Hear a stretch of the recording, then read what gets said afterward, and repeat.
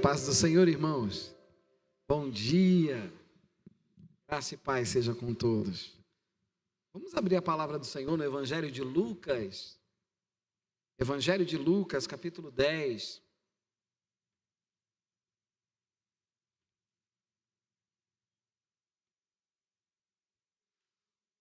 O tema da mensagem de hoje é o significado da verdadeira religião. Afinal de contas, a gente não gosta dessa palavra, né? Religião.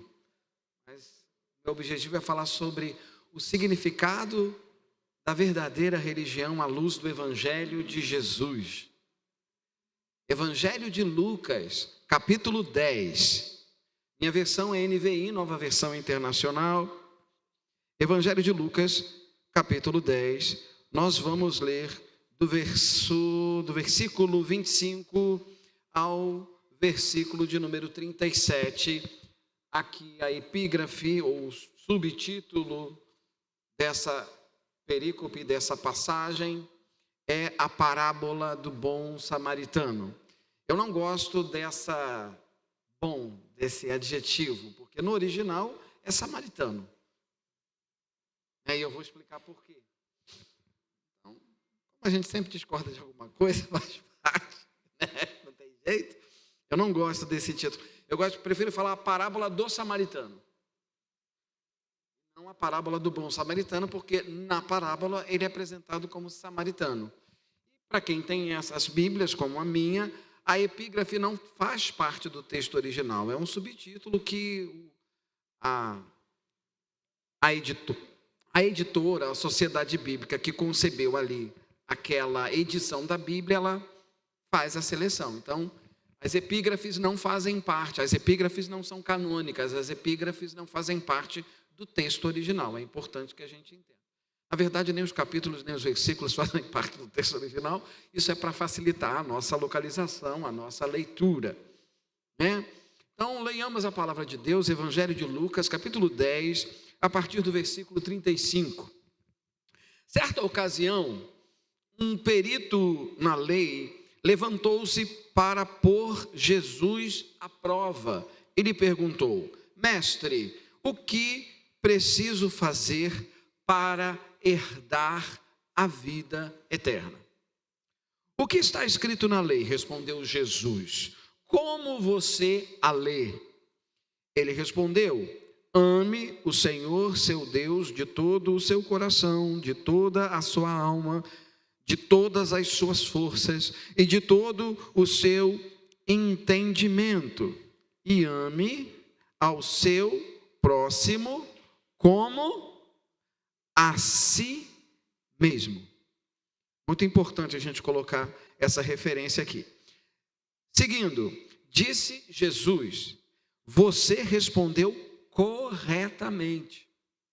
Faça isso e viverá. Mas ele, querendo justificar-se, perguntou a Jesus: e quem é o meu próximo? Em resposta, disse Jesus: um homem descia de Jerusalém para Jericó, quando caiu nas mãos de assaltantes. Estes lhe tiraram as roupas, espancaram-no e se foram, deixando-o quase morto. Aconteceu estar descendo pela mesma estrada um sacerdote. Quando viu o homem, passou pelo outro lado. E assim também um levita, quando chegou ao lugar e o viu, passou pelo outro lado. Mas um samaritano, estando de viagem, chegou onde se encontrava o homem, e quando o viu, teve piedade dele. Aproximou-se, enfaixou-lhe as feridas, derramando nelas vinho e óleo. Depois, colocou-o sobre o seu próprio animal, levou-o para uma hospedaria, e cuidou dele. dia seguinte, deu 2 denários ao hospedeiro e lhe disse: cuide dele. Quando eu voltar, lhe pagarei todas as despesas que você tiver. Qual destes 3 você acha que foi o próximo do homem que caiu nas mãos dos assaltantes? Aquele que teve misericórdia dele, respondeu o perito na lei. Jesus lhe disse: vá e faça o mesmo. Amém? Nós temos uma questão central aqui. Nessa história se relaciona a 2 pessoas reais: o chamado perito na lei, doutor da lei, e Jesus. E Lucas coloca de forma muito clara, e Lucas escreve bem posterior ao evento, e ele não é uma testemunha ocular do evento, ele é alguém que ouve de pessoas que assistiram esse evento. Então ele já tem, quando ele escreve esse relato, a percepção das intenções, das perguntas que pessoas como esse homem, perito da lei, tinham ao abordar Jesus da maneira que abordava. E esse perito da lei, como Lucas bem coloca, ele levanta esta pergunta, e é muito clara a intenção dele, para pôr Jesus à prova. A minha questão é, o que ele queria fazer? A que tipo de pegadinha ele queria fazer, né? A grande questão aqui era estabelecer, uma vez que os fariseus se incomodavam com o tipo de pessoas com quem Jesus andava, Jesus andava com pecadores. Jesus escolheu pessoas para serem suas discípulas que não tinham nenhuma credencial, eram pessoas iletradas, pessoas simples, pessoas do povo. E mais ainda, Jesus, ele estava onde os religiosos de sua época não queriam estar, entre pessoas e em lugares que essas pessoas não frequentavam. Como Simão se incomodou quando Jesus foi à casa dele, e uma mulher, na concepção de Simão, tocou em Jesus, e Simão fala assim: como é que você deixa essa pecadora te tocar? Então, as concepções deste perito na lei eram concepções ligadas a um conjunto de tradições religiosas que viam no líder, que viam na pessoa que possuía conhecimento das Sagradas Escrituras, viam essa pessoa numa condição de elite. Não, ela tem que estar, ela é muito santa, ela tem que estar num lugar muito separado, ela não pode se misturar com a plebe, ela não pode se misturar com a ralé. E qual, na minha concepção, quando eu olho essa passagem, que tipo de pegadinha este perito da lei queria fazer com Jesus? Sabe aquele ditado que a gente usa? Diga-me com quem andas e eu te direi quem és. Quem com porco se mistura, farelo come. Então, quando ele faz essa relação do próximo, ele quer qualificar Jesus pelas pessoas que estavam próximas a Jesus. Ele quer dizer o seguinte: você anda com essas pessoas que são pecadoras, então você é igual a elas. Se elas são suas próximas, você é igual a elas. Então você não tem moral para ensinar, você não tem moral para dizer o que você diz, porque você é pecador, porque você anda com pecadores. Essa era a grande malícia, a grande maldade, que não está explícita nessa passagem, mas fica implícita pela história que Jesus conta para trazer constrangimento e quebrantamento a esse perito da lei. Então, a primeira coisa é a gente entender o que esse perito da lei queria? Ele queria envergonhar Jesus, ele queria constranger Jesus, ele queria dizer assim: você não pode ensinar, você não pode pregar, você não pode fazer isso porque os seus próximos são pecadores. E eles dizem quem você é da mesma laia, é da mesma ralé. Era esse o rótulo, era essa a intenção. Só que aí, Jesus, e é muito interessante porque eles vinham com uma sagacidade, né? Eles se aproximavam de Jesus, né? Mestre, o que eu preciso fazer para herdar a vida eterna? E agora vamos à grande questão que ele coloca. E mesmo Jesus sabendo da malícia, mesmo Jesus sabendo da má intenção desse perito da lei, Jesus nunca perdia uma oportunidade de glorificar ao Pai. Jesus nunca perdia a oportunidade de ensinar os princípios do reino em quaisquer circunstâncias. E Jesus valoriza essa pergunta. A pergunta que eu acabei de ler para vocês: o que eu preciso fazer para herdar a vida eterna? Jesus olha para essa pergunta e vê nessa pergunta uma oportunidade de ensinar as pessoas que estavam ali. Porque essa pergunta, ela carrega algo de muito profundo. Ela é segundo a filosofia e também segundo a própria teologia, porque a Bíblia nos dá essa base, ela traz uma das grandes questões existenciais do ser humano. Quais são as questões existenciais do ser humano que a gente encontra, tanto na teologia quanto na filosofia? De onde eu vim? Essa é uma pergunta existencial. Segunda pergunta: qual é o meu propósito? Qual é a minha função? Qual é o meu propósito? Para que serve a minha vida? Para que eu nasci? Com que propósito? Qual é o sentido da vida? Essa é uma segunda pergunta existencial. Uma terceira pergunta existencial é: o que eu faço para ser feliz? As pessoas querem ser felizes. As pessoas querem ser felizes. O que eu faço para ser feliz? O que eu faço para ganhar a felicidade? E a quarta pergunta existencial é essa: para onde eu vou?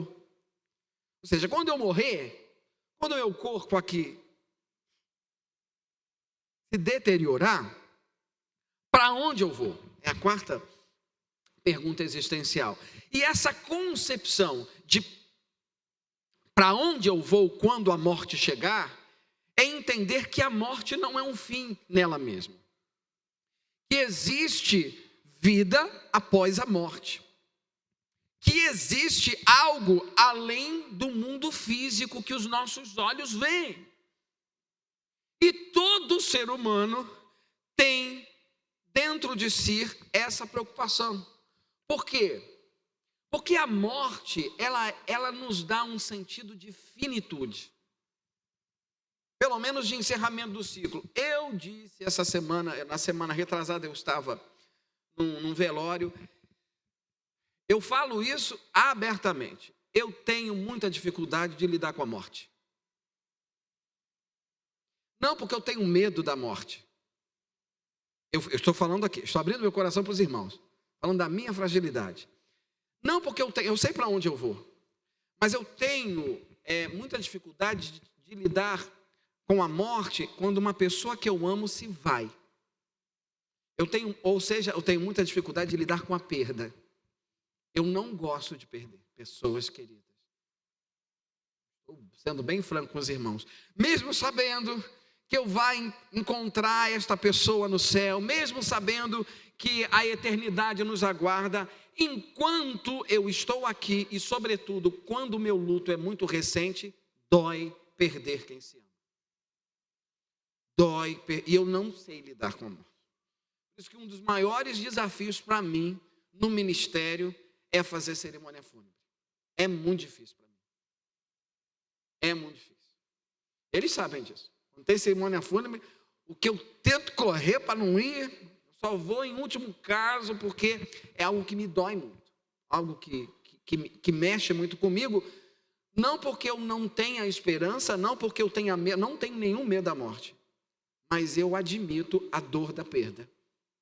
Eu sinto a dor da perda e eu não gosto de perder pessoas que eu amo.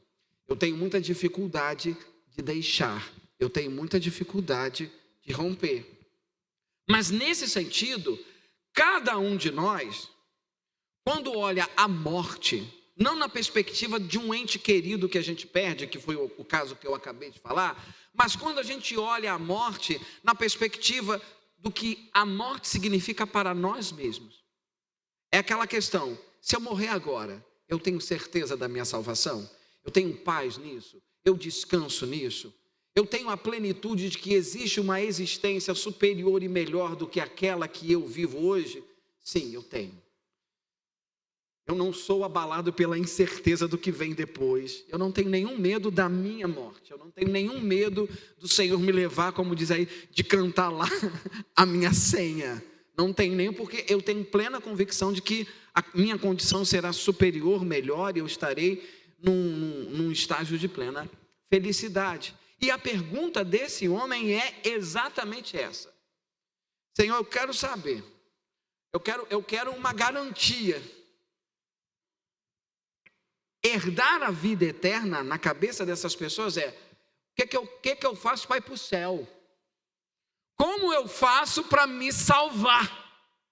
E é muito interessante, porque quando a gente fala o que eu faço para herdar a vida eterna, o que eu faço para ir para o céu, ou o que eu faço para me salvar, carrega um sentido de que eu, por mim mesmo, não consigo fazer isso sozinho. Não é por quem eu sou, não é por aquilo que eu faço, eu dependo de algo. E aí vem o sentido da palavra religião. Que no sentido original, a palavra religião significa religare. É uma palavra no latim que significa religare. A palavra, um dos sentidos que a gente pode trazer para a palavra religião, e é o que eu vou falar aqui, é: o religare significa que o pecado nos separou de Deus. E a religare é, no caso, segundo a nossa Bíblia, segundo a tradição cristã, é um movimento, não de nós irmos a Deus, mas de Deus revelar o seu plano de salvação para nos alcançar. E nesse sentido, sim, o cristianismo é uma religião que apresenta uma mensagem de salvação, uma mensagem que nos traz para perto da única pessoa que pode tirar a gente do buraco, da única pessoa que pode nos garantir a vida eterna, da única pessoa que pode garantir que depois dessa vida, nele nós teremos descanso e plenitude. É nesse sentido que não há peso em nada negativo em usar a palavra religião no sentido cristão, como a religião verdadeira, a religião pura, a religião imaculada, tal qual nós já lemos isso, mas vale a pena repetir. Tiago vai citar aqui, no capítulo 1. Deixa eu achar aqui. Tiago capítulo 1 vai dizer que a religião pura e imaculada é fazer o quê? Cuidar dos órfãos e das viúvas e se afastar da corrupção do mundo. Então essa é uma palavra usada por Tiago. Ele fala a religião pura, a religião imaculada está lá em Tiago capítulo 1, fugiu aqui agora da vista. Oh, aleluia, obrigado jovem. 27, a religião que Deus, o nosso Pai, aceita como pura e imaculada é esta: cuidar dos órfãos e das viúvas em suas dificuldades e não se deixar corromper pelo mundo. Então não existe nenhum problema na palavra religião. No entanto, o que Jesus está combatendo nessa mesma passagem é o espírito da religiosidade. É quando as regras de uma religião se tornam como se fossem escadas para ir para o céu. como se fosse um conjunto de regras e preceitos morais, que se cada um de nós fizer certinho, a gente vai para o céu. Essa é a concepção desse homem, porque ele se via nesse lugar. Eu conheço a lei, eu pratico a lei, eu estou subindo a minha escadinha para ir para o céu. Eu dou o dízimo, eu guardo o sábado, eu jejuo. E as pessoas acham que por praticar esses princípios, isto é suficiente para garantir a salvação. Não é à toa que Jesus devolve a pergunta para ele. Jesus, percebendo, quando Jesus faz a pergunta, Jesus está querendo dizer para ele: você sabe a resposta para a pergunta que você fez. Você está me fazendo uma pergunta retórica. Então, já que você sabe, diga, mostre ao povo o seu conhecimento. E ele vai dizer, Jesus fala: o que está escrito na lei? Você não é um perito na lei? O que está escrito na lei? Como é que você lê? Ou seja, Jesus diz: como é que você interpreta? Como é que a sua tradição religiosa enxerga o que é mais essencial na lei? Aí ele vai citar duas passagens, uma relacionada a Deuteronômio capítulo 6, versículo 5, que é amar a Deus de todo o coração, de toda a força, de toda a sua alma. E a segunda, e o segundo princípio, ele cita Levítico 19, 18, e amar o próximo como a si mesmo. E Jesus, ele vai fazer o quê? Ele vai concordar. Ele vai concordar. Ele vai dizer, você respondeu corretamente. Check. Nota 10. Que menino bom. Ele sabe. Ele conhece a Bíblia. Ele sabe.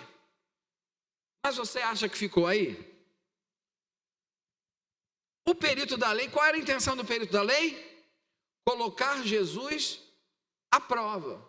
Então ele faz uma segunda pergunta. E ele não contava com o que Jesus fez. Ele vai dizer: Jesus, você respondeu corretamente. Aí olha só o que Jesus faz como provocação. Você sabe, faz agora. Se você fizer o que você sabe, você vai viver em paz. Essa é a resposta à pergunta que você fez. Aí diz ele, mas ele, querendo justificar-se a si mesmo, ele faz a seguinte pergunta: e quem é o meu próximo? E aí nós temos um que a gente chama da miopia da religião, do espírito da religiosidade. E aí eu faço um parênteses para falar o que é miopia. Alguém aqui é míope? O que acontece quando a gente tira o óculos? Fica tudo embaçado, você não enxerga direito, você não consegue ler. A miopia, ela torna a nossa visão o quê? Comprometida. A gente perde a nitidez das coisas. Então, a tradição religiosa, a religiosidade que não tem a ver com a palavra de Deus, que não tem a ver com aquilo que Deus revelou sobre Ele mesmo e sobre como devemos viver a partir dele, mas tem a ver conforme os homens, os seres humanos interpretam a lei para aplicar a favor de uma moral que dá um monte de medalhinha de escoteiro para as pessoas. Quando a religião se torna a medalha da meritocracia, parabéns, você foi o dizimista, sabe aquelas coisas do funcionário do mês que entra, o quadrinho lá, o McDonald's tinha muito isso, o funcionário do mês, o explorado do mês está lá no McDonald's, o peão do mês, o candango do mês está lá ainda. Aí você ganha uma medalhinha, olha, você deu o dízimo, você não xingou palavrão, olha, você leu a Bíblia toda em 3 meses, very cool, yeah. olha, você veio em todos os cultos da igreja durante esse mês, domingo, manhã, noite, você contribuiu, você veio em todas as consagrações, oh, medalhinha, medalhinha, medalhinha, medalhinha, medalhinha, medalhinha. E aí a gente fica com a expectativa de esperar o pódio, né? O que é o pódio? Quando vão me dar a oportunidade de pregar nessa igreja? Quando eu cantarei? Quando eu serei o ministro principal do louvor desta igreja? Quando será a minha ordenação pastoral, pastor Felipe? Olha, não é justo comigo. Olha quanto tempo eu estou aqui quando não reconhece meu ministério. Nós ficamos nessas expectativas tolas. São miopias da religião. Mas o que é mais cruel? O que é mais cruel e que nós temos visto hoje, e eu preciso falar abertamente para os irmãos, na igreja evangélica no mundo, mas falando especificamente da igreja evangélica brasileira, é como as pessoas hoje, elas vão para a igreja, o grande público, a grande massa, né? Vai para a igreja não mais querendo o espaço do púlpito para pregar, o espaço do púlpito para cantar. As pessoas vão aos cultos e vão à igreja e dão o dízimo porque elas querem uma vida melhor associada a dinheiro, consumo e prazer imediato. A religião se torna uma ferramenta para garantir a felicidade na terra e as pessoas dizem isso: eu só serei feliz quando eu tiver um emprego que me pague 50 mil reais por mês, quando eu puder ter uma casa em tal lugar, quando eu puder ter tal carro, quando eu entrar nos lugares e as pessoas me reconhecerem, quando eu tiver tantos likes, quando eu tiver... É como se a religião fosse uma resposta para as satisfações mais imediatas desta vida. E o apóstolo Paulo já nos dizia que se a nossa esperança em Cristo, 1 Coríntios capítulo 15, se a nossa esperança em Cristo se resumir aos ganhos desta vida, quão miserável nós somos. Hoje, as pessoas, elas dão dízimo, como o pastor Luciano colocou, as pessoas vêm à igreja, as pessoas participam, fazem campanhas, porque elas querem viver o melhor para elas mesmas. Ou seja, a miopia religiosa dos últimos tempos é: sirva a Deus e Deus vai realizar os desejos do seu coração. Isto é uma mentira do diabo. Tudo o que foi oferecido nesse contexto não foi oferecido por Deus aos homens. Foi o que Satanás ofereceu a Jesus na tentação. Tudo isto te darei se prostrado me adorares. Sabe aquela história? Você terá. Eu terei a casa, eu terei o dinheiro, eu terei a posição, eu terei o reconhecimento. Você. A religião só serve para te promover, a religião só serve para te engrandecer, a religião só serve para te enaltecer. Esta é a miopia da igreja brasileira nos dias de hoje. Eu não sei se vocês estão acompanhando, mas eu estou. O escândalo do INSS. Eu quero dizer bem claramente, como eu sempre faço aqui nesse púlpito, eu não sou partidário. O escândalo do INSS, os desvios do INSS, envolveram os últimos governos neste Brasil. Passou pelo segundo mandato começou no segundo mandato da Dilma, passou pelo Temer, passou pelo Bolsonaro e continua no terceiro governo Lula. Então está todo mundo sujo aí. Não tem ninguém que se salve. Então não tem PT, não tem PL, está todo mundo cagado. Desculpe o termo. Já me olharam ali, deram uma reprovação. Mas essa é a melhor palavra e a palavra mais suave que eu tenho para falar dessa gente de Brasília. Do PT ao PL, de Lula ao Bolsonaro, ninguém presta. Pronto, falei. Então eu não estou aqui para defender ninguém. Não estou aqui para falar de terrorista, não estou aqui para falar de anistia. Não é essa a minha posição. deste púlpito não sairá nenhuma palavra político-partidária. Mas o que me escandaliza, tenho que citar isso, é que no escândalo do INSS, existe dentro uma suspeita ainda, não foi comprovado, mas existe uma suspeita que parte dessa quadrilha de safado, de ladrão, de sem vergonha, de gente sem caráter, que vai para o inferno se não se arrepender.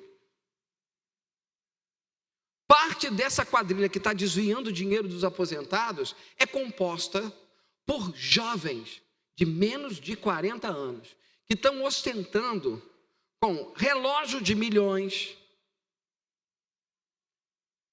carros de luxo.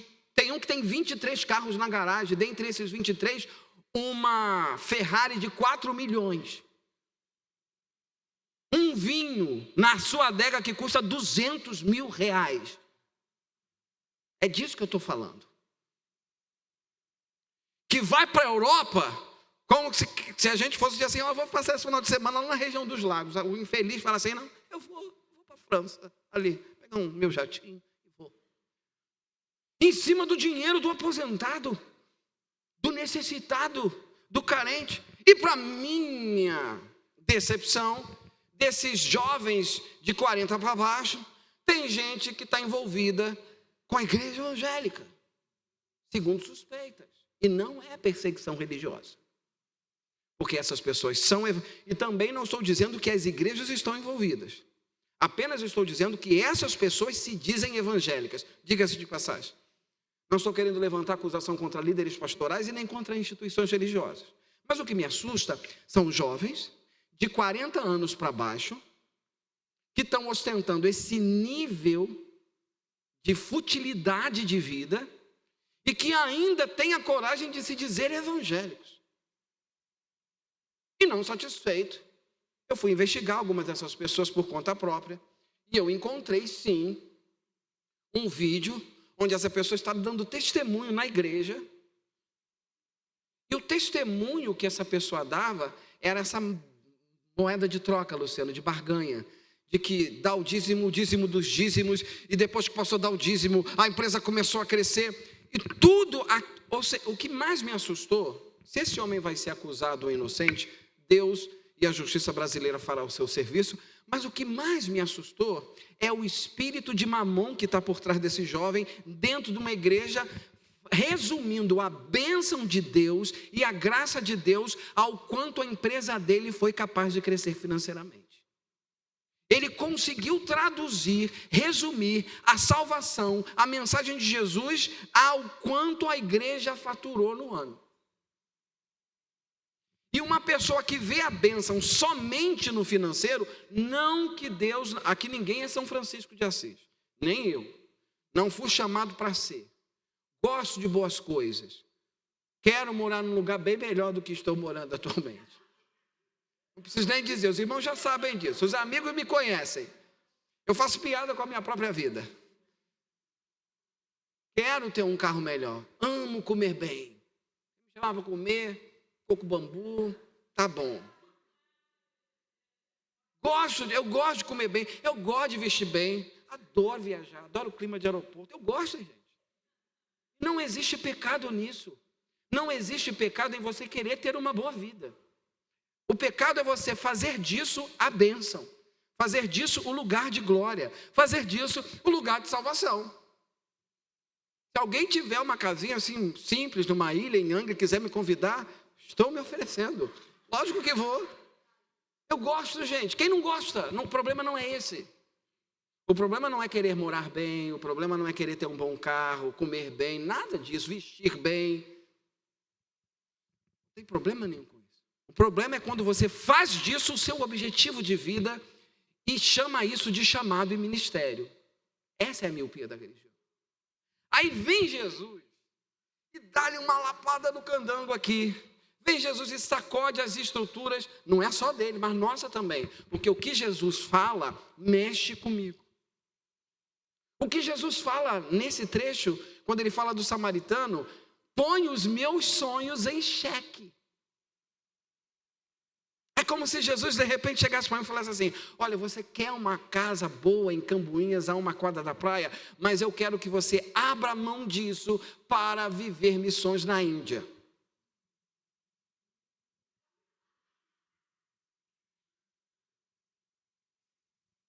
Ô Jesus,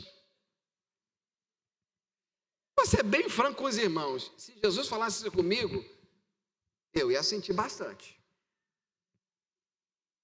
Eu ia falar assim: Jesus, chama Vinícius, chama Marcelinho, chama Sidney, chama João, Jesus. Pô, vou chamar logo. Imagina que, para piorar o meu drama existencial, imagina que o Senhor faça isso no melhor momento da minha vida profissional. Quando eu estou ganhando aquele salário de 50 mil, com consultoria, com palestra, vendendo livro, fazendo vídeo na internet, e o Senhor fala assim: filho, curtiu, tá boa a sua vida? Pô, amei, Senhor, muito obrigado. Olha, agora abre mão de tudo e vai para tal lugar. Não é fácil, irmãos. Não é fácil. Mas Deus fez isso. Eu tenho 2 exemplos basicões para vocês na Bíblia. Deus pega José e faz de escravo a governador do Egito. Mas Deus pega Moisés e faz de príncipe a cuidador de cabra em Midian. Você prefere?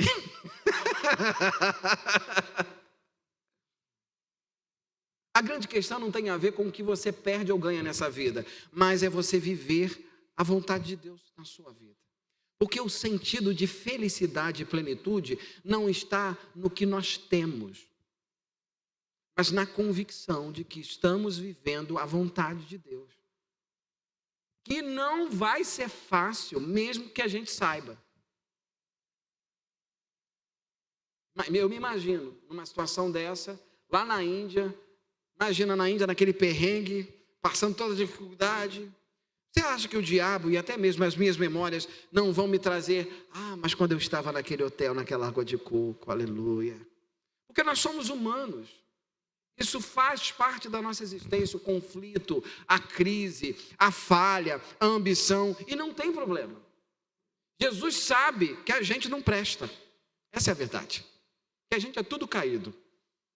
Que na lógica da meritocracia, todos aqui, incluindo o que está pregando euzinho, todos nós aqui só merecemos uma coisa: o inferno. É isso que a Bíblia diz. Que o ser humano sempre mereceu apenas um lugar: o inferno. É o que a Bíblia diz, que nós somos caídos, que nós não somos bonzinhos. É depravação humana. Não existe nada que preste no ser humano se Jesus e a graça não se revelar. Sem a graça e sem Jesus, o que resta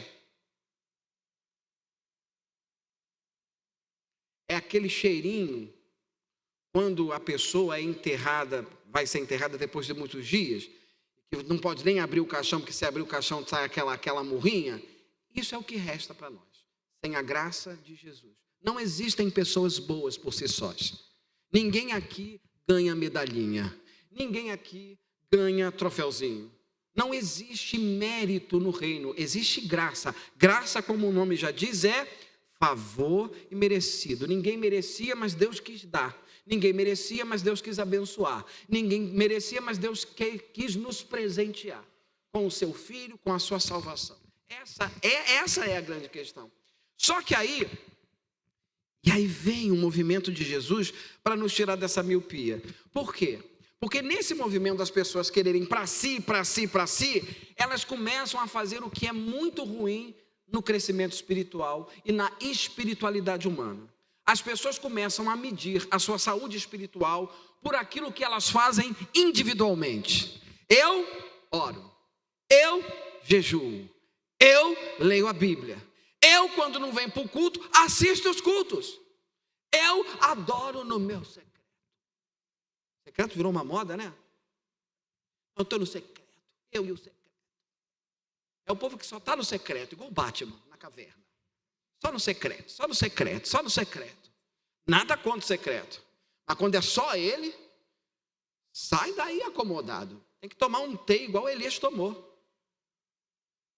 Imagina o anjo chegando assim, pá, sai da caverna, jumento, para Elias. Quando ele estava lá, ninguém me ama, ninguém me quer, só eu que sou fiel,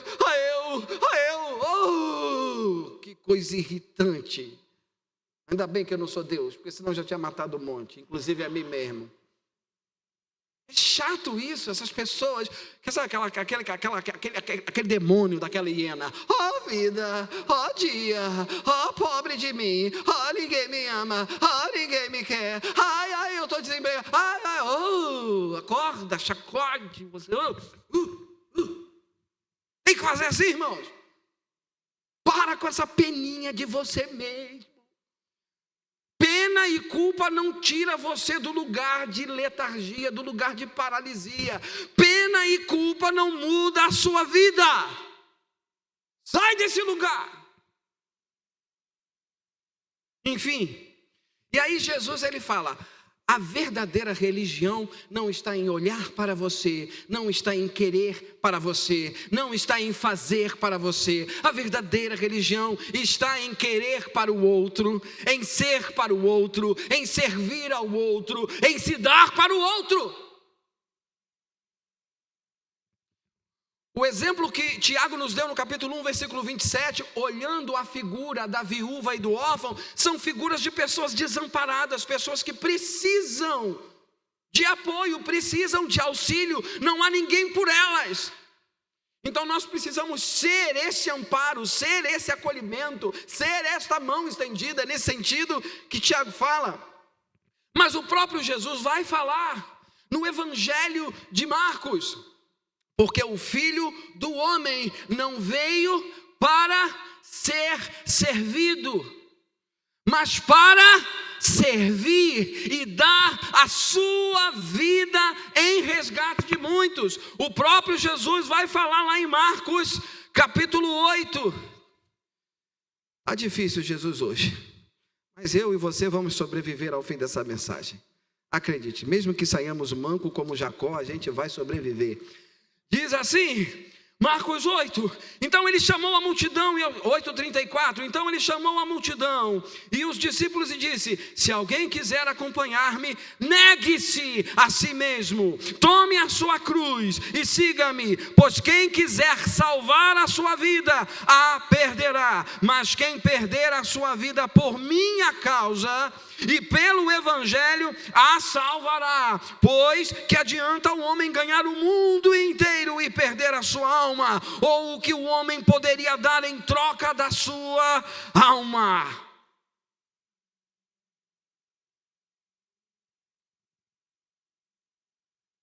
Passagem escatológica de Jesus, Mateus capítulo 25, ele vai dizer, olha, lá naquele dia estarão uns à minha direita e uns à minha esquerda. Eu falei, vinde benditos de meu Pai, porque tive fome e me deste de comer, tive frio e me acolhestes, me visitaste em prisões, me visitaste como estava doente. E aí as pessoas ficam falando assim, Senhor, mas nós nunca fizemos isso contigo. E Jesus vai falar o quê? Todas as vezes que vocês fizeram a um desses pequeninos, vocês fizeram a mim. E ele vai dizer para os outros, olha, apartai-vos de mim, porque nunca vos conheci, porque tive fome e não me destes de comer, tive frio e não me agasalhaste, não me visitaste. E aí os outros vão falar, mas nós não fizeram, quando deixaram de fazer por estes, deixaram de fazer por mim.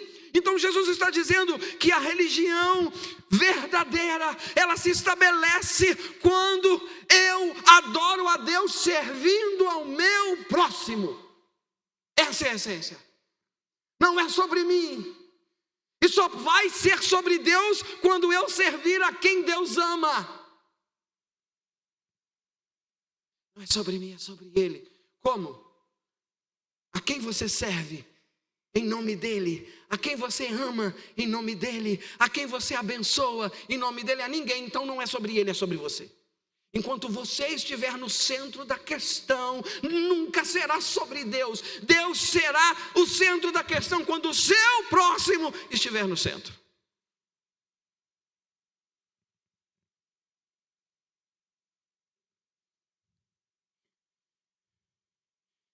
E aí, corrigindo David Leonardo, citando mal e porcamente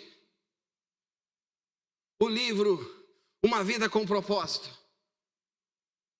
Porque Jesus está no coração do Pai, e nós somos o centro do coração de Jesus, e nós somos o centro do reino. Isso só tem sentido quando eu desloco de mim para o próximo. Se eu vejo que o Oswaldino está no centro do coração de Deus, e porque ele é o centro do coração de Deus, eu o sirvo em amor, e não me sirvo, e não quero que eles me sirvam, aí o evangelho se cumpre. Quando eu vejo que o ser humano que está no centro do coração de Deus, não sou eu, mas é o meu próximo, a quem eu vou servir, aí eu estou vivendo o evangelho. Mas quando eu me vejo no centro do coração de Deus, como aquele que deve ser servido e prestigiado, eu estou debaixo da unção, não posso nem falar da unção, mas eu estou debaixo do espírito do anticristo, do espírito do capeta. Eu estou aceitando a proposta que o diabo fez a Jesus no monte. Você quer, eu te dou, só me prostro, só se prostra. E toda vez que eu me prostro diante do meu ego, eu me prostro diante de Satanás. Porque o meu ego é tudo aquilo que o diabo deformou da cruz. Você vai sobreviver, irmão. Aguenta firme, está acabando. 10 minutinhos. E aí tem a história do samaritano. E aí vem essa história carrega princípios fortíssimos.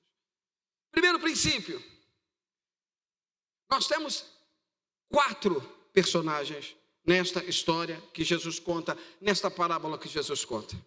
Nós temos o homem que foi ferido, assaltado, que ficou como quase morto. Nós temos o sacerdote, depois nós temos o levita, então nós temos o samaritano.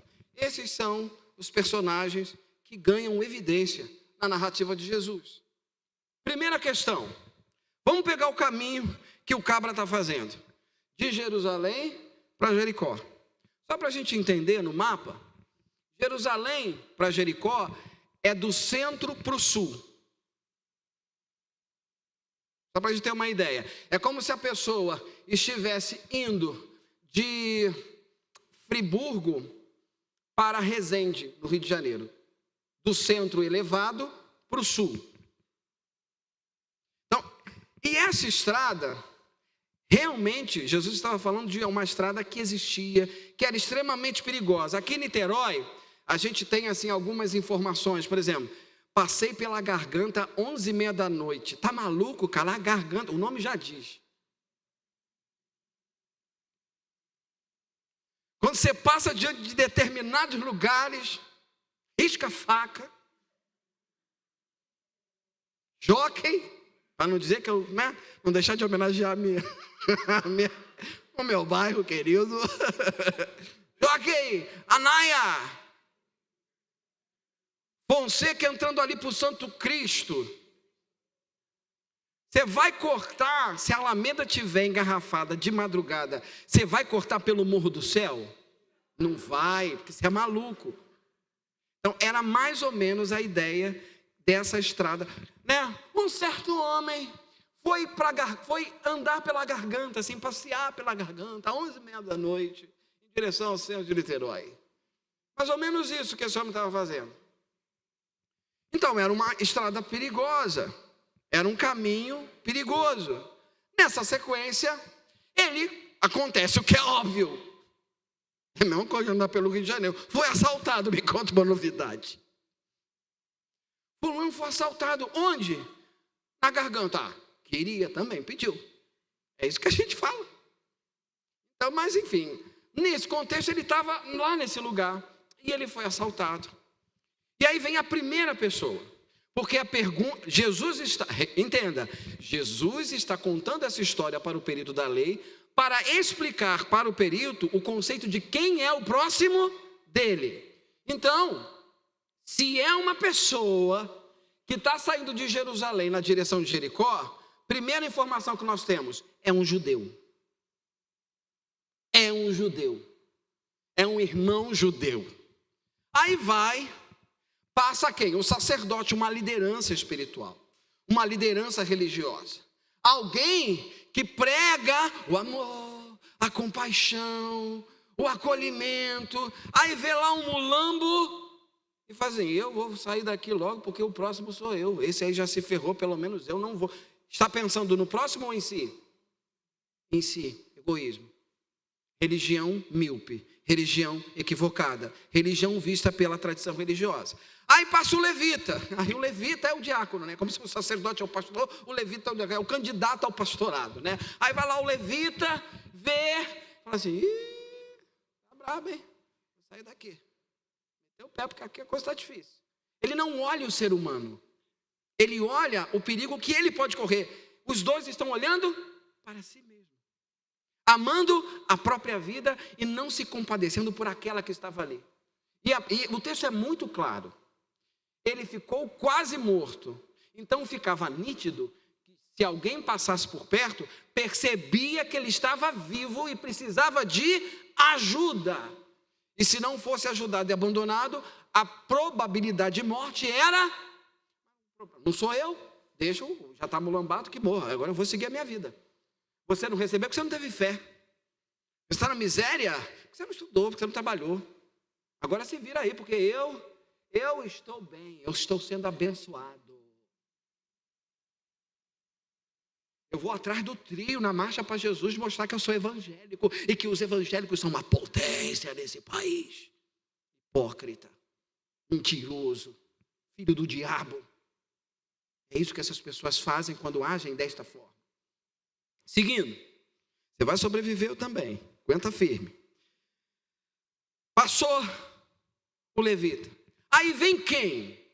Quem vem? Não é Raimundo Nonato, é o samaritano. O samaritano. Aí, olha que coisa louca. A estrada está do centro para o sul. A cidade mais próxima samaritana estava aonde? Ao norte, bem distante. A minha pergunta, o que aquele samaritano estava fazendo ali? Ali não era caminho de samaritano. Inclusive, os samaritanos corriam riscos maiores do que os judeus de transitar por esse caminho. Mas o fato é, aquele samaritano que estava num lugar que não deveria estar, porque ali não era para ele estar, porque ali não é lugar de samaritano. Isso não é para você, essa área aqui não é para você andar, você está proibido de passar por aqui. Mas ele estava ali. Ele estava passando ali, e quando ele estava passando ali, ele viu aquele judeu caído. E aí é muito importante que a gente entenda que os judeus odeiam os samaritanos. Há uma relação, na época de Jesus, tão forte com relação a isso, que um judeu, quando chegava diante da sua porta, no pôr do sol, ele levantava a mão para a direção de Samaria, de Siquém, e falava assim, malditos sejam os samaritanos,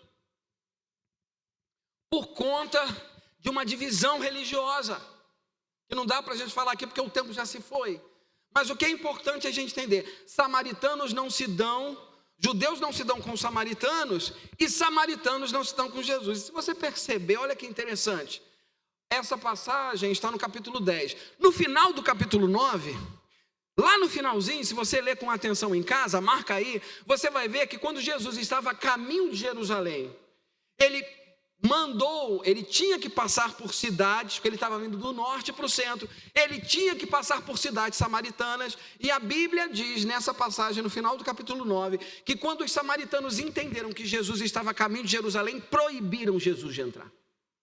Então os samaritanos também não gostavam dos judeus, por isso que a pessoa bota o adjetivo que é bom, ou seja, porque ele age como nenhum samaritano seria capaz de agir, porque judeu não se dá com samaritano, e samaritano não se dá com judeu, por isso que chama de lá de bom samaritano, o cara faz algo que ninguém espera, e Jesus conta a história, de que esse samaritano teve compaixão, ele teve piedade.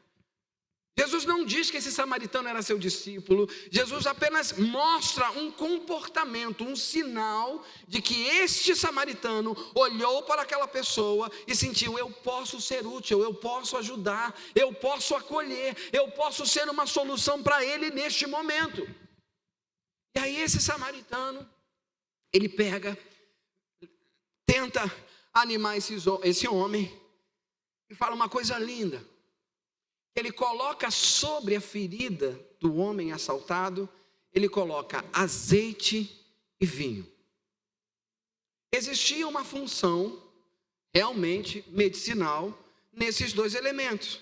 O azeite era usado na época de Jesus para amolecer as feridas e hidratar a pele. E o vinho era utilizado para fazer asepsia, para não dar infecção, né? Mas como nós estamos falando de uma parábola, eu posso ousar dizer que azeite e vinho dentro dessa parábola tem mais do que uma significação medicamentosa, mas a gente pode trazer algo de profundo. O samaritano, ele deu daquilo que ele tinha. E quando a gente dá daquilo que a gente tem, a gente vai ser instrumento de Deus. O que este samaritano tinha? Ele tinha azeite, ele tinha vinho. O que a igreja precisa ter para ser cura para o necessitado, para ser cura para o rejeitado, para ser cura para aquele que está separado, aquele que é humilhado, aquele que ninguém quer, aquele que é abandonado? A igreja precisa ter azeite, presença do Espírito, poder de Deus, unção de Deus e autoridade. E a igreja precisa ser lavada e remida no sangue de Jesus. O vinho, como nós mesmos celebramos na ceia, é um símbolo do sangue. Este é o cálice, né? Então, o vinho na ceia, ele simboliza o sangue de Jesus. Então, remidos e ungidos derramam sobre os perdidos aquilo que eles têm. Então, quando eu me vejo, e esse samaritano nessa parábola, ele age movido pelo Espírito de Cristo. Aquele que acolhe o seu próximo, e nessa concepção, quem é o próximo? O próximo é aquele que precisa de mim. O próximo não é aquele meu íntimo, não é aquele meu parente querido, não é aquele meu melhor amigo. O próximo é aquele que precisa de mim. Portanto, agindo segundo o Espírito de Cristo, nesta parábola, tal qual o samaritano, a verdadeira religião é aquela que move a igreja a derramar sobre o perdido unção e redenção. Unção e redenção. Unção. E não se derrama unção e redenção com discurso. Se derrama unção e redenção com testemunho, com vida prática, com mão no arado. Palavras são muito bonitas, mas se não são colocadas em práticas, são ineficazes. Apontam para uma religião falida e destituída da vida de Cristo.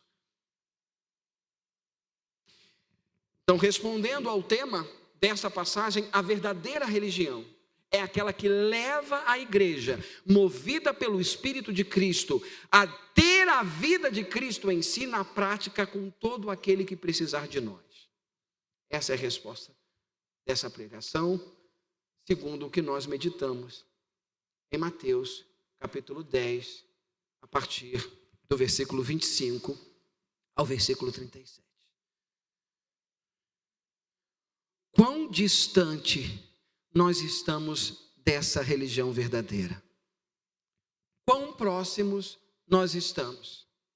Sabe qual é a régua para a gente medir? Como Paulo fala, examine o homem, pois, a si mesmo.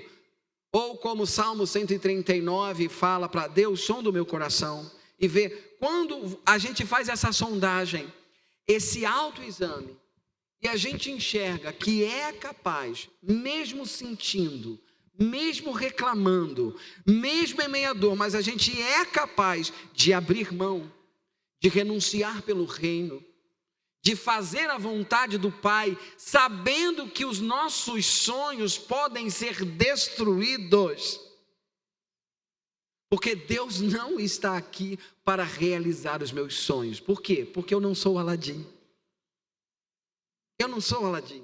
A Bíblia não é. Deus não está para realizar os meus sonhos. Eu estou para cumprir os propósitos dEle, os desígnios dEle. É para isso que estou, é para isso que eu vivo. Então sim, queridos, a crise vai vir para todo crente, novo ou velho, quando a ficha cai assim: mas se eu fizer isso, eu tenho que abrir mão disso? Sim. Ah, Senhor. Vai chorando, mas vai. Vai doer, mas faz a vontade dele. Vai sentir falta de algumas coisas? Vai. O Espírito Santo, tem horas que o Espírito Santo vai deixar a angústia vir, para forjar em nós um coração fortalecido. Há momentos que a gente vai chorar de raiva, há momentos que a gente vai chorar de tristeza, mesmo fazendo a vontade de Deus. É isso que a Bíblia diz. Se te falar uma outra coisa, sinto muito. Chupa essa manga, vaza. Recebe essa palavra em amor, mesmo sabendo que é difícil. Agora fica de pé. Por favor, fiquem de pé. Veja se você está mancando. Você está mancando como Jacó? Porque depois de uma palavra dessa eu fico manco, igual a Jacó. Eu sinto que o Senhor me desestabiliza. Eu queria orar com a igreja nessa hora. Ministério de música, por favor. Eu queria orar com vocês nessa hora. É muito difícil, mas existe uma coisa chamada graça. A graça que é salvadora também é graça provedora. A graça que me salva, a graça que me elege, também é a graça que me sustenta no caminho da fé. Então a graça não é algo que se apresenta a mim apenas para me trazer salvação. A graça me provê todos os dias. Em cada renúncia que eu sou capaz de fazer, eu só sou capaz de fazer porque o Espírito da graça habita dentro de mim. E é debaixo desse Espírito da graça que eu consigo renunciar e sobreviver, mesmo sentindo dores e angústia. A graça, guarde isso, a graça que é salvadora é graça provedora, é graça mantenedora, é graça sustentadora, é graça que me dá a condição diariamente de viver a vida de Deus, de viver a santidade, de negar o pecado. E é a graça que, se eu cair, se eu tropeçar, é a graça que é capaz de me perdoar, de me redimir, de me restaurar e me fazer viver mais um novo dia. Então eu não estou aqui querendo dizer e botar o dedo, apontar os seus erros e seus defeitos, porque eu os tenho também. Mas eu estou aqui como igreja, conclamando a igreja nesse momento, abrir o coração e falar com o Senhor: Senhor, essa mensagem ela é muito difícil ainda de eu ouvir, de eu entender, de eu até aceitar, Jesus. Mas eu creio que se veio da sua boca, Jesus, eu preciso viver na minha vida. Se eu preciso viver, Jesus, me ensina a viver essa palavra tal qual Jesus falou. Abre o seu coração, começa a orar. O que tem te impedido de viver a verdadeira religião? Será que você ainda é muito egoísta como eu? Será que você ainda é muito individualista como eu? Então fala isso para Deus: Senhor, eu sou egoísta, eu sou ambicioso, e essa minha ambição às vezes me afasta do propósito, porque me dificulta de renunciar àquilo que eu preciso renunciar por amor ao seu reino, por amor à sua igreja, por amor à sua obra. Fala com Jesus agora, fala com Ele, abre o teu coração. O que te impede de ser esse samaritano, de agir no Espírito de Cristo, acolhendo o perdido, tendo o próximo não como aquele que é seu melhor amigo, como aquele que pode te dar alguma coisa, como aquele com o qual você tem afinidade, mas por mais estranho que seja, ele se torna próximo à medida que ele tem uma necessidade, e você se vê no lugar de suprir a necessidade dessa pessoa em Cristo Jesus.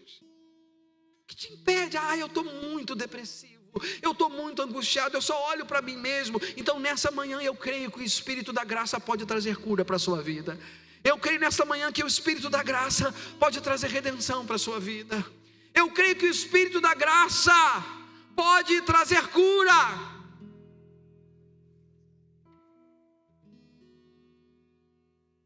Eu creio que o Espírito da graça pode te ajudar, me ajudar a renunciar, a abrir mão, a aceitar. Eu creio que o Espírito da graça pode gerar em mim a fé que me levantará desse lugar de crise, desse lugar de frieza. Eu creio que o Espírito da graça, que convence da justiça, do pecado e do juízo, que está aqui nessa manhã, ele pode operar o milagre do convencimento, do quebrantamento nessa manhã. O Senhor está aqui para me ouvir e para te ouvir. Então fala com Ele. Se você tem uma dor, fala com Ele. Se você está numa crise, fala com Ele. Se você tem dificuldade de aceitar a vontade de Deus, você já sabe qual é, mas você ainda não consegue fazer, fala com Ele. Abre o teu coração para Ele nessa manhã. Ele pode trazer cura, Ele pode trazer quebrantamento para a tua vida, para a minha vida. Ele pode trazer perdão, restauração, redenção, porque Ele está aqui. Eu creio na presença dEle aqui, não por aquilo que eu sinto, mas porque a palavra declara que Ele está aqui, e Ele está aqui. Não é o anjo que está aqui, é o próprio Deus, na pessoa do Espírito Santo, se movendo na vida dessa igreja, dessa comunidade de fé, rompendo grilhões, quebrando barreiras, destruindo fortalezas na mente, sofismas, falsos pensamentos, paradigmas errados, tirando de nós essa miopia religiosa que adoece a igreja brasileira, em cima do dinheiro, da posição. Senhor, nós não queremos isso para a nossa vida, nós não queremos isso para a nossa comunidade de fé. Nós queremos acolher o necessitado, o desamparado. Senhor, nós queremos ser essa igreja em ação, que vai além de um discurso bonito, teologicamente elaborado. Nós queremos ser a igreja que vive o evangelho de Jesus na simplicidade de Cristo. Move o nosso coração, Senhor. Move o nosso coração nesta manhã. Nos tira do lugar da acomodação, nos tira do lugar do egoísmo. Rompe em nós, Deus, toda mente distorcida, toda motivação equivocada. Nós estamos aqui aos teus pés, Senhor.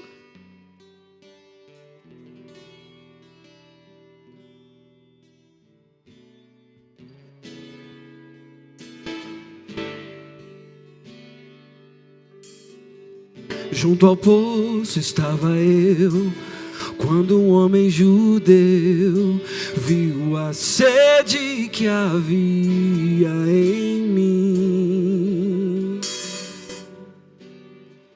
Sem me ouvir, conheceu e me ofereceu uma água que jorra sem fim. Dá-me de beber, dá-me de beber, pois tenho sede. Não quero mais buscar em outras fontes. Busca nele esta manhã. Não precisarei aqui voltar pra minha sede saciar, uma vez que eu já ouvi Deus falar. Tu és por quem a minha alma esperou, por quem a minha alma esperou. A fonte da vida, a fonte da vida que me encontrou. És o dom de Deus, és o dom de Deus, o Messias, o meu Salvador.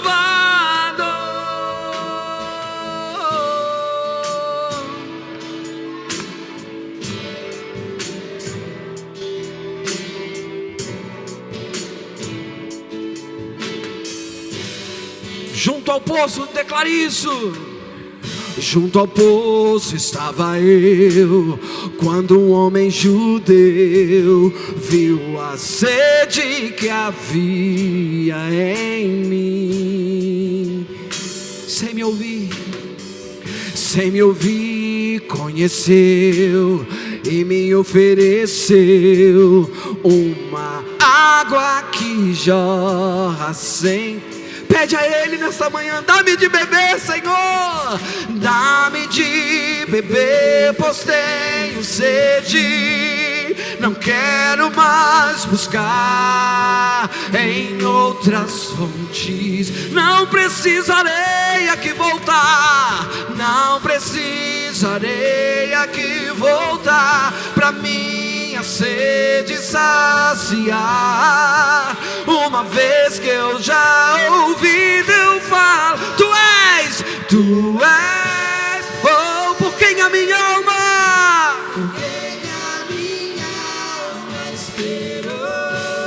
Oh, aleluia! A fonte da vida que me encontrou. Joga sobre nós desta fonte, Jesus. Joga sobre nós desta fonte. Oh, aleluia! Tu és por quem a minha alma. Oh, aleluia! A fonte da vida que me encontrou. És o dom de Deus, o Messias, o meu. Quero beber do teu rio, Senhor. Sacia! Lava o meu interior nesta manhã, Jesus. Eu quero fluir em tuas águas. Eu quero beber das suas fontes, da tua fonte, fonte de águas vivas. Ah, quero beber.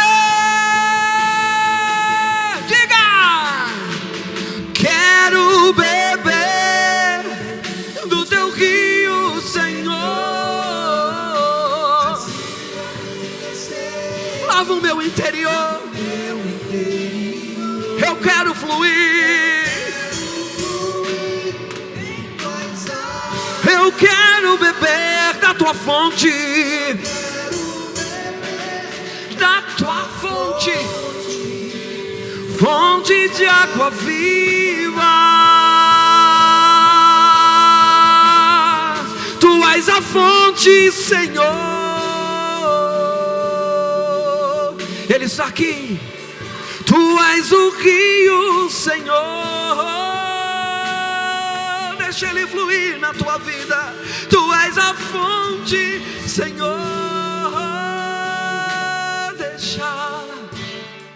Tu és o rio, Espírito de vida, Espírito de vida. Tu és a fonte, Senhor. Tu és o rio, Senhor. Bebe dessa água nessa manhã. Sacia a tua sede.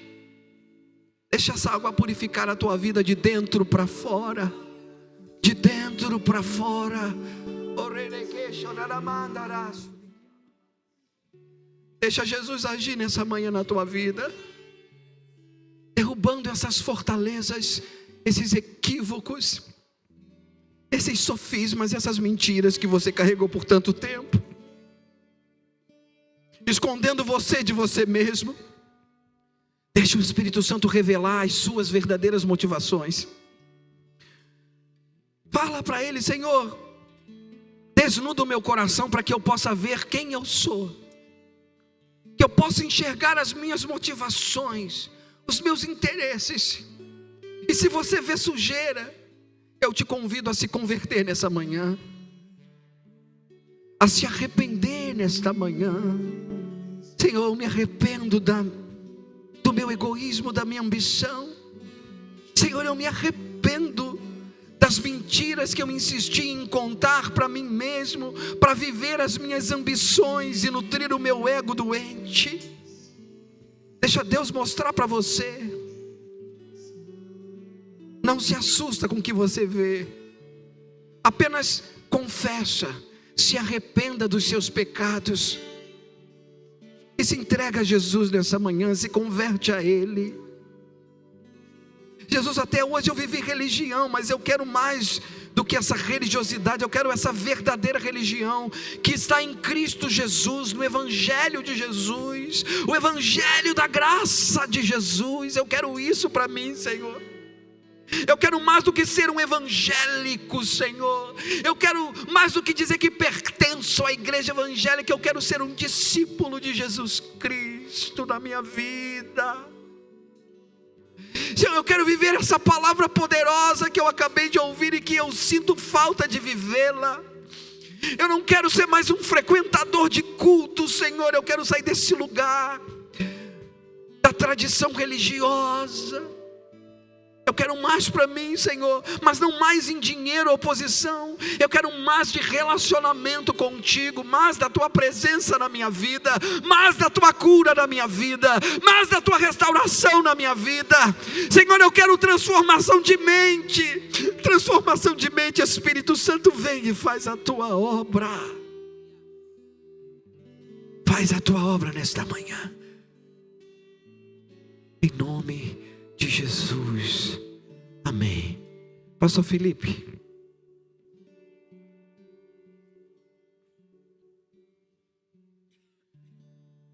O Senhor está fazendo a obra. Vocês têm dúvida disso? Que o Senhor está fazendo a obra? Da forma como Ele falou essa manhã aqui, como Ele tem falado todos os dias. Ele nos encontrou.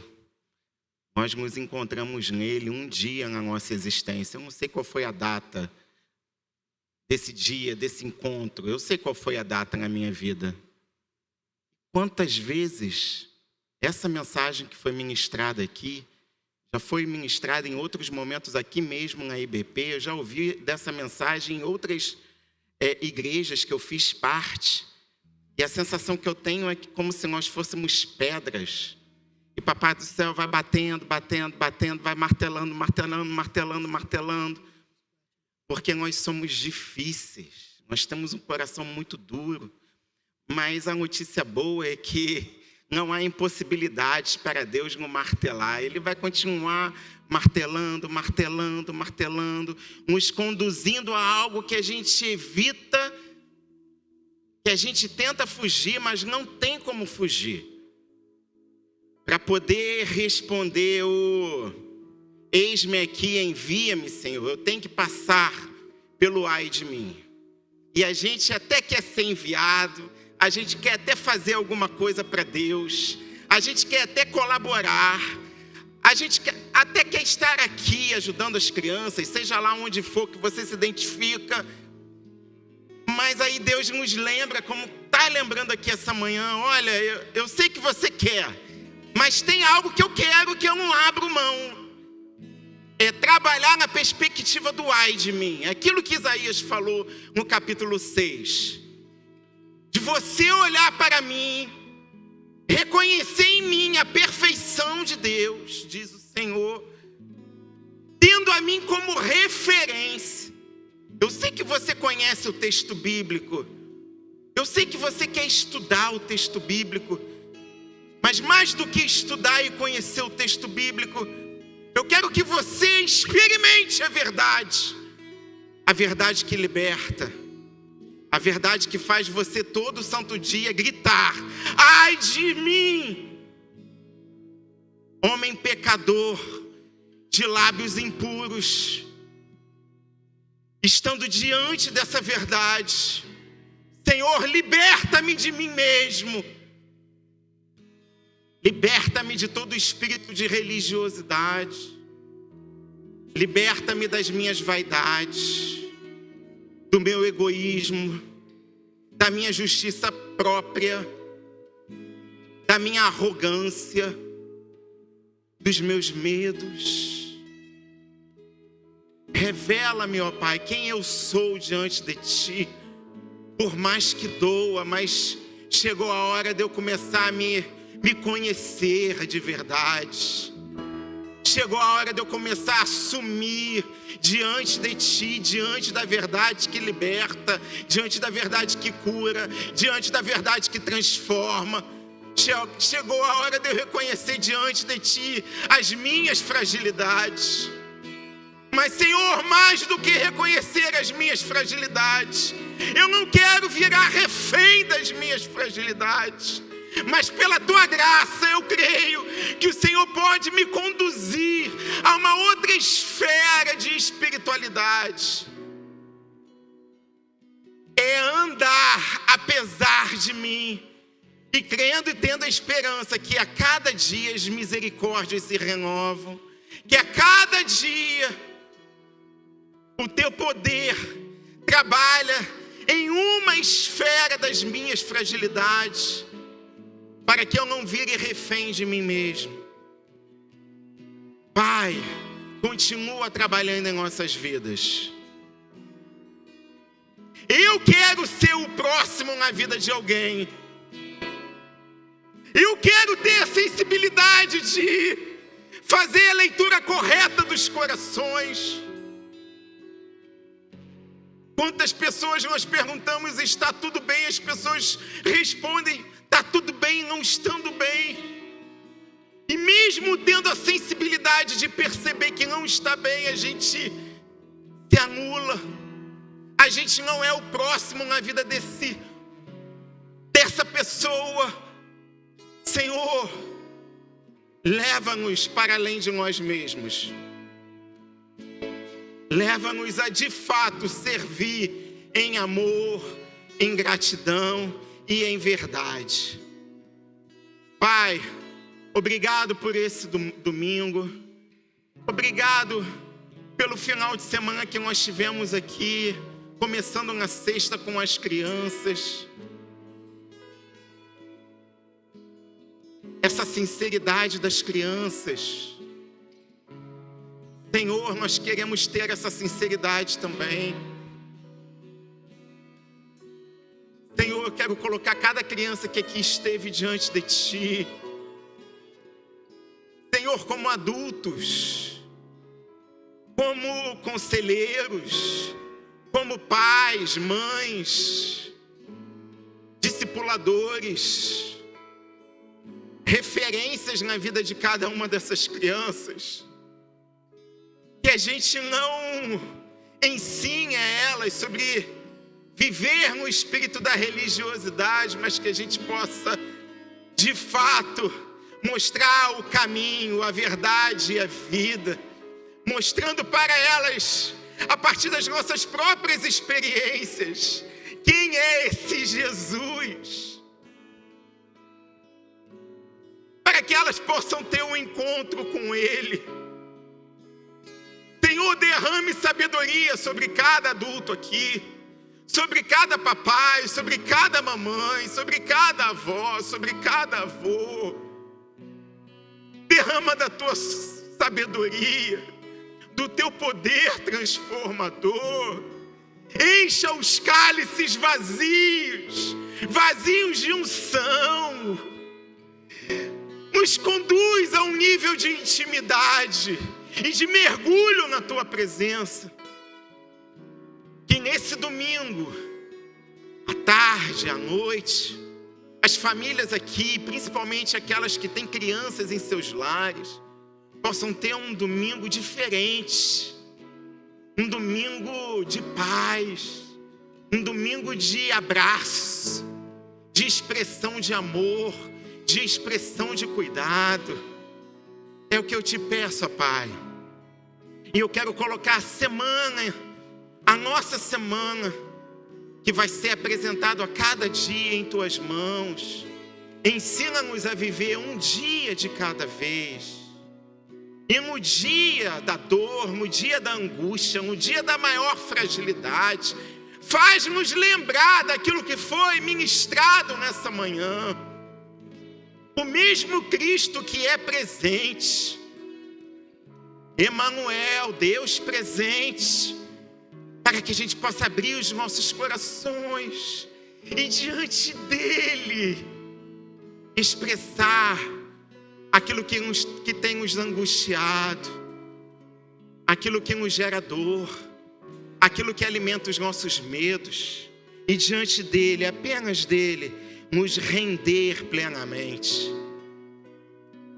Que o amor do Deus Pai, a graça do nosso Senhor e Salvador Jesus Cristo e as consolações do Espírito Santo sejam com cada um aqui, hoje e sempre.